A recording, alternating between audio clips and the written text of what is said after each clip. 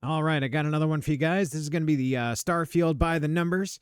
Going to go over the reviews on Steam and also some of the play stats on SteamDB.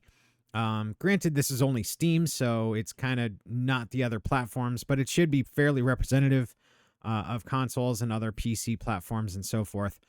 So we'll just jump into this and get into the data. So, first of all, you can see mostly positive. Seems like a mixed bag for the most part.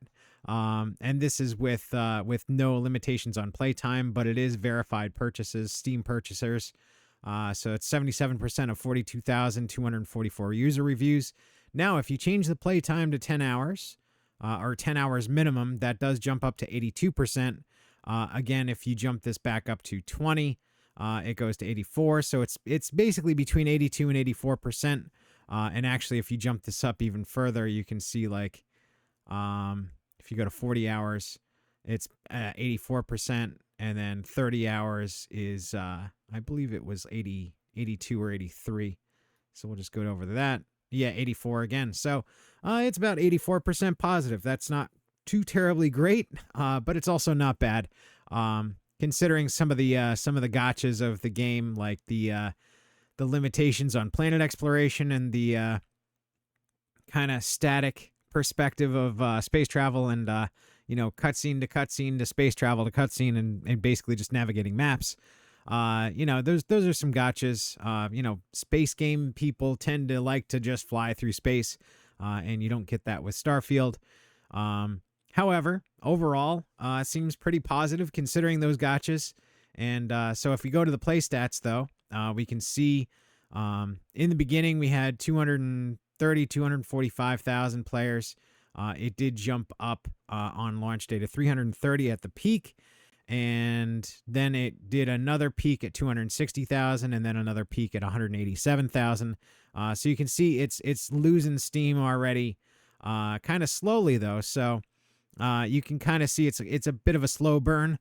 Now, if you compare that to Hogwarts Legacy, Hogwarts Legacy had a huge peak at release, 879,000. So we were talking 879.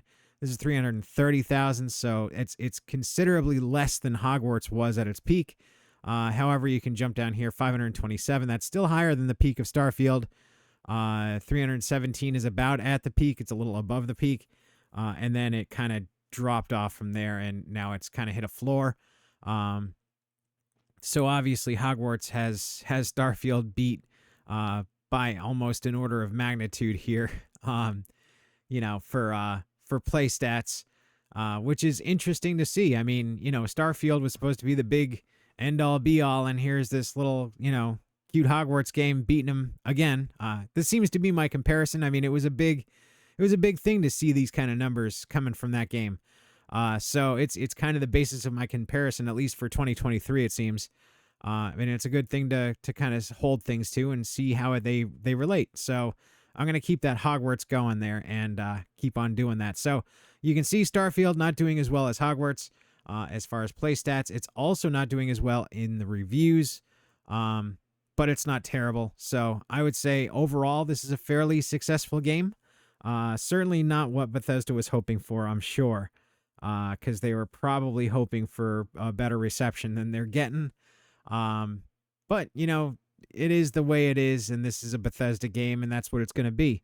The political side of this aside completely, if you just look at the game itself, it's not what people were hoping for, and I'm not surprised in the least.